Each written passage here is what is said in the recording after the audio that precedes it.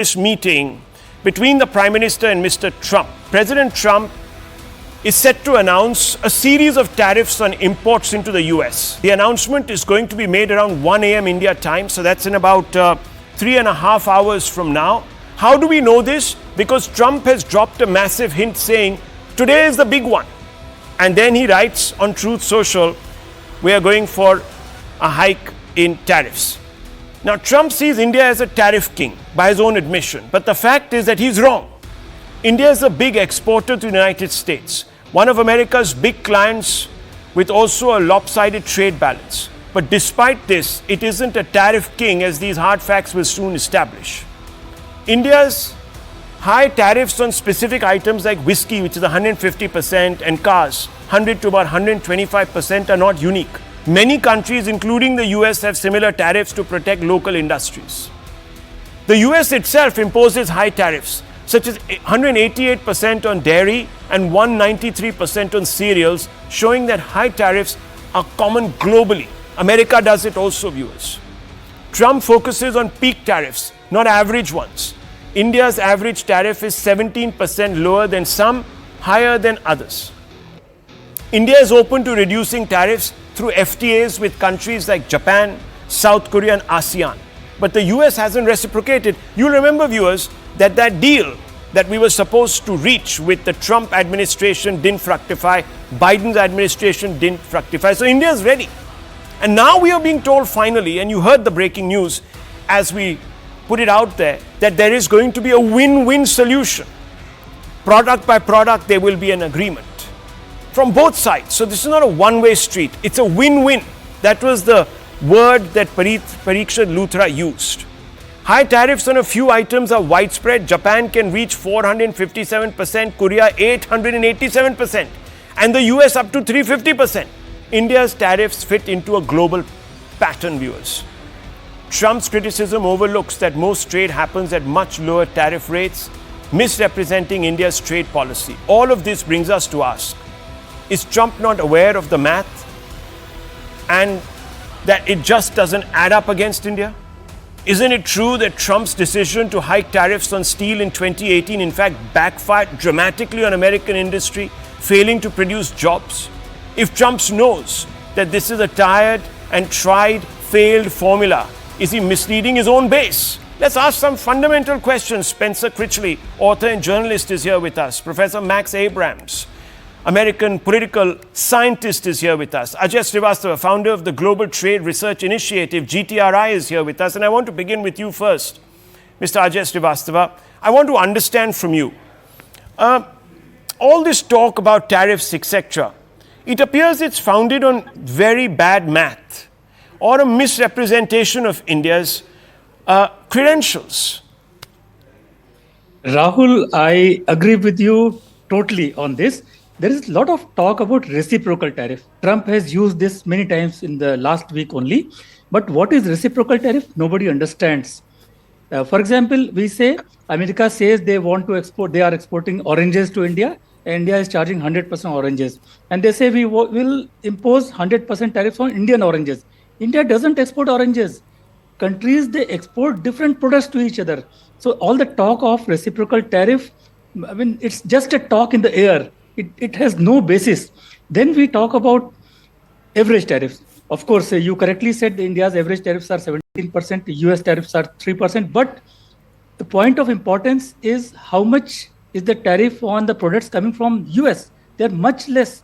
So top 100 products coming from the US to India, they account for 75% of total US exports to India. And the average tariff is less than 5% on these. The top example for top export is, for example, crude petroleum oil. The tariff is rupees 1 per ton only. Then diamonds, they are coming back to India, so zero tariffs. Then coal and aircraft part, 2.5%. Waste and scrap, 0%. So all this talk of India high tariff, it has no basis. The moment technical teams, they sit together from both the sides, I think this will be cleared. India has nothing to be scared of on the tariff front. Thanks, Rahul. Okay, I'm really glad that you put this into perspective for us, because I'm actually sick and tired. Viewers, this is a show that puts India and its interests first.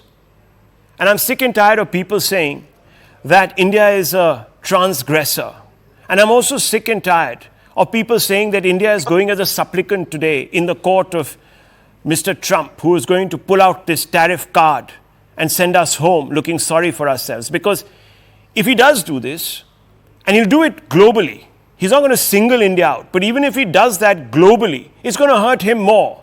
And that's a fact, isn't it? And I want to bring in Mr. Critchley on this, and also the political analyst right now on this show, Mr. Max Abrams. Professor Abrams, this is a kind of harakiri. This hasn't worked in 2018.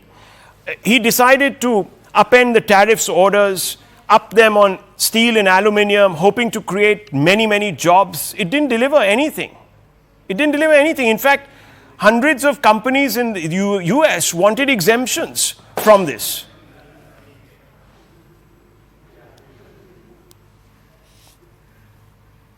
Professor Abrams, can you hear me? Oh, yeah, I didn't know if that was directed to me. Yeah. I mean, when Trump threatens to raise tariffs or raises tariffs, you're right, it creates a lot of uncertainty. It's not entirely clear what will happen. Protectionism could induce other countries to increase their tariffs, or the threat can work and other countries can get afraid and then they can reduce their tariffs and Trump can declare a win. I'm not an economist, but I am an empiricist, and it does seem to me that there is a mixed record in the sense that the threat of tariffs can go either way. In the aggregate, I'm not sure whether it will work out for Trump, but this does appear to be the direction he's going. Mr. Critchley, let me bring you in. This has been tried before, it's failed. The MAGA base is being completely taken for a ride. Yes, Mr. Trump can sort of spin out lovely headlines that look great, but it's not going to really change the reality in the Rust Belt or in any other part of flagging America where jobs are hard to come by because of this bogey of outsourcing, etc., etc.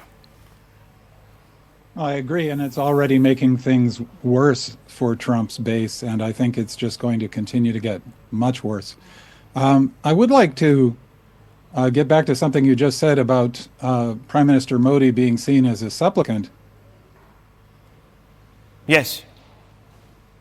Mr. Critchley. That's exactly how President Trump sees Mr. Modi. His entire worldview is based on dominance and submission. And I would warn people not to think you can make a deal with a crook, essentially. We are talking about this on a day when President Trump is in the process of betraying one of America's allies, Ukraine, to an aggressor that invaded Ukraine. He in the past has repeatedly betrayed allies. He will do that at the drop of a hat. I would not be surprised in the slightest one day soon, potentially, to see Trump suddenly concluding a deal with China that cuts India out of the picture. It's a huge mistake to think that you can make a deal with somebody who has shown repeatedly that he simply cannot be trusted and lies as easily as he breathes.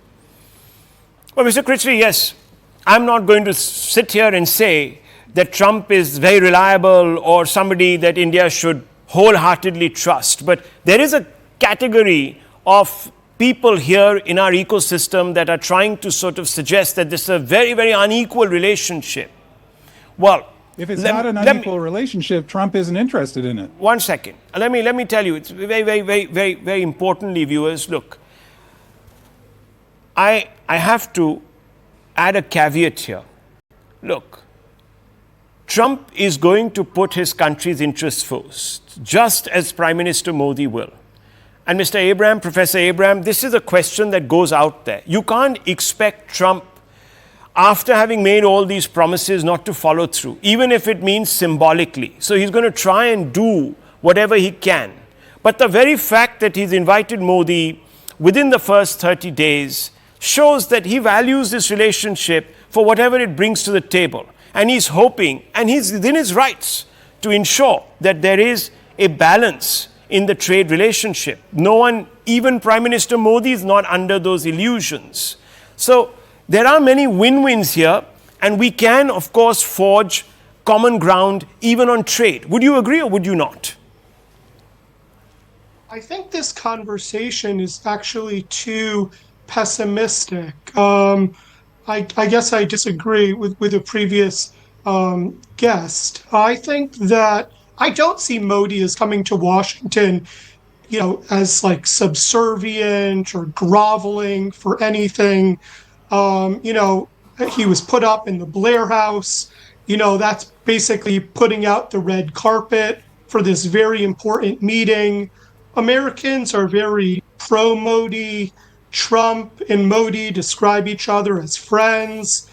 All of the appointments, the major appointments in National Security Council, State, Defense Department, and the intelligence services, they're all known for being very pro Modi and pro India. I think that it's understandable that we're having conversations about tariffs because Trump, introduced a lot of tariff talk in the first few weeks of his presidency, and he is expected to raise tariffs, but they're not focused against India. They're across the board. I think that the bigger issue here is that the United States regards India as an absolutely essential partner. The United States respects India. It understands that it's the biggest democracy. The United States needs India, not just for trade, but in the event of a potential war against China. So I think that we should discuss this in a more optimistic way, even if there is some quibbling over tariffs. Absolutely. I mean, those are the minor details, Ajay Srivastava. Look, they will have some implications, but the Indian side and White House officials have both briefed our reporters to say that there is a lot of convergence. And let's forget, Ajay Srivastava, that in 2018, India stood up to Modi. Stood up to Trump and said, look, your tariffs, we're not going to go that far with them. And we did, in fact. So there is still a spine, so to speak. Yes, Rahul. And I want to come here and tell that I'm really surprised how he's still using tariffs as the prime instruments. US has already lost the tariff war. If we go into the history, March 2018, first steel tariffs, aluminum tariffs were imposed. And between 2017 and 23, US imports from China, of course, it decreased by $82 billion, but US global imports increased by $760 billion. So 10 times increase in global imports. That means no new manufacturing. So US has lost this. In the meantime, between 2017 and 23, China's global exports increased by $1 trillion. And some of it has passed through countries like Vietnam, countries like Mexico to the US tariff-free. So imagine, US was trying to impose more tariffs on China and Chinese goods were reaching US tariff-free.